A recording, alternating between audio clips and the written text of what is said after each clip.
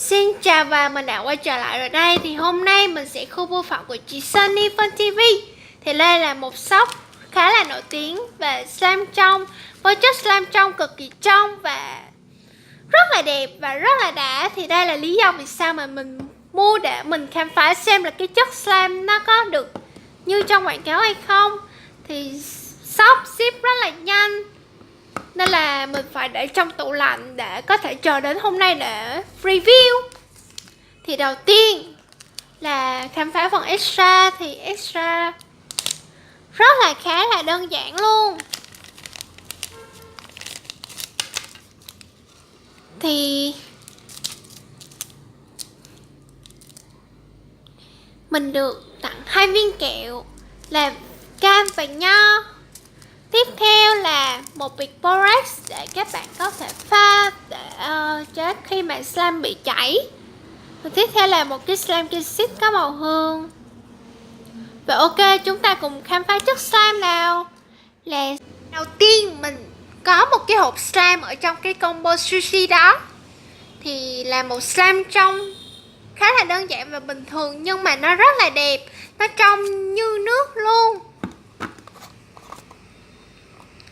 Và mình rất là hâm mộ những người mà làm slime trong như thế này, vì mình làm hoài mà nó cứ đục đục sau đó.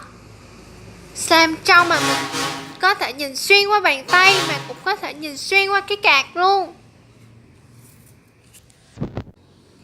Và khi mà mình chọt tay vào vào cái hũ slime này thì nó in hẳn luôn cái dấu tay của mình và cả vân tay nữa.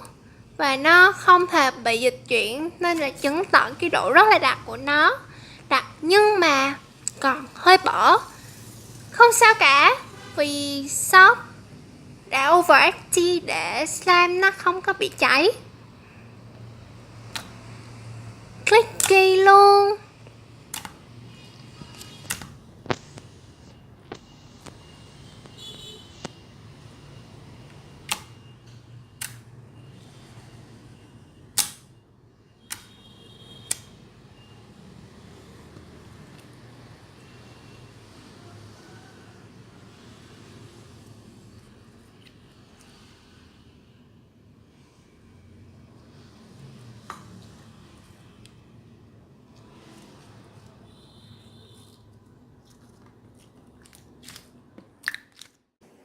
Và tiếp theo là một hũ slime trong nào cho combo sushi của shop.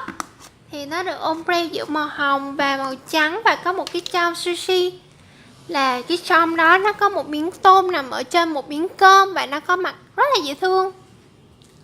Nó rất là trong suốt, và mình nghĩ là cái chất slime đó cũng sẽ giống như là cái chất slime trước.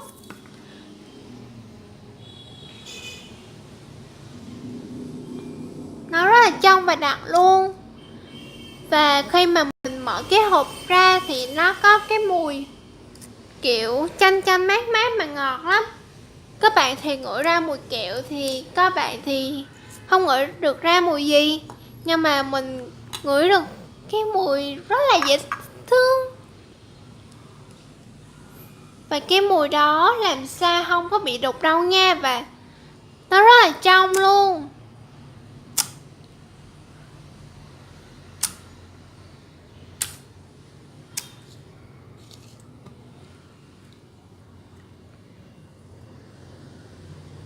Và khi mình làm như thế này thì các bạn có thể thấy cái được độ đặc và độ dẻo của nó.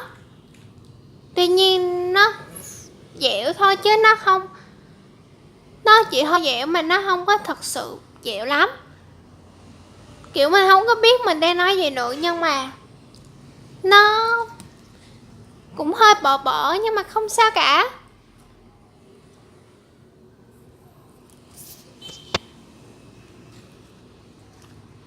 Và mình khuyến khích các bạn là nên đeo tai phone để có thể lắng nghe được tiếng slime sau đây nha. Tiếng bóp bong bong ấy.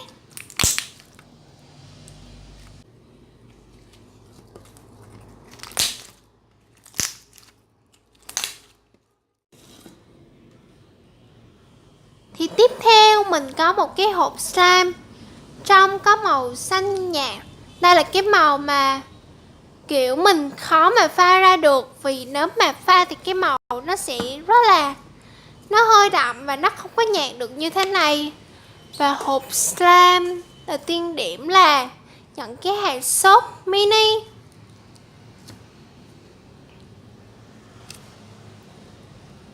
Và có một cái jam sushi mà nó gọi là sashimi hả?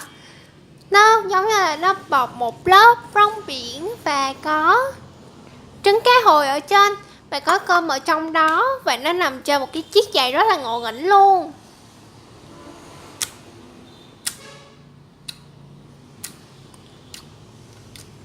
Nếu mà mình được đặt tên thì mình sẽ đặt tên là sushi chết đuối. Kiểu cái tên đó mình học từ chị Unicorn, vì hồi xưa chị Unicorn làm slime thì slime nào kiểu như là cho mình nằm sâu trong cái slime trong thì đều là chết đuối hết. Thì chị Sunny Full TV trang trí rất là đẹp và rất là tiết chế luôn. Và nếu mà các bạn thấy khó chịu vì những cái sợi tóc của mình mà khi nó vào camera thì các bạn thông cảm cho mình nha, vì mình phải cúi xuống và mình không thể tránh được cái tình trạng đó.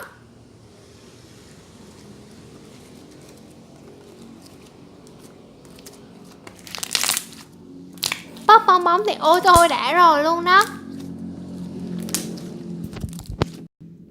Và mình đã chơi xong slime của chị Sunny Fun TV. Thì theo đánh giá của mình là slime rất là đặc, đẹp và dẻo luôn. Kiểu không có gì để chơi luôn đó. Và set cũng rất là nhanh nữa. Và mình mong là các bạn sẽ ủng hộ và mua thử slime của chị này về chơi, xem là cái chất nó có giống như vậy không nha. Và mình cảm ơn các bạn đã xem video này. Và nhớ like và subscribe nếu mà video hay nhé. Bye bye.